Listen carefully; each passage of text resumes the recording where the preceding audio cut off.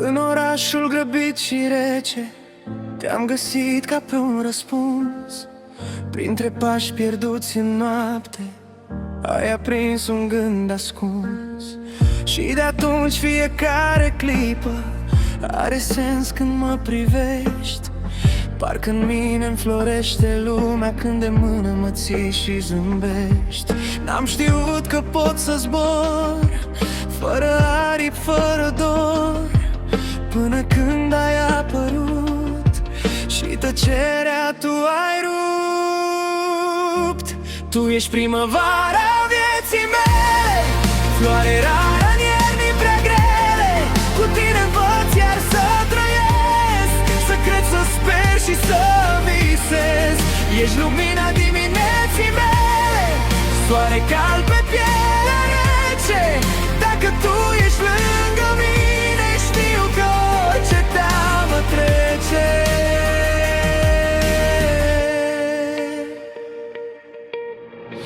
Am pictat cu tine viitorul în culori ce nu le știam. Ai făcut din poate mâine un acum plin de iubire. Și când lumea cade în umbre, tu mă strângi și-mi spui încet că iubirea noastră crește chiar și în cel mai greu moment. Dacă drumul e prea greu, alături vom sta mereu, pas cu pas, mână în mână, fără teamă, fără vină. Tu ești primăvara vieții mele, floare rară în ierni prea grele. Cu tine învăț iar să trăiesc, să cred, să sper și să visez. Ești lumina dimineții mele, soare cald pe pielea rece.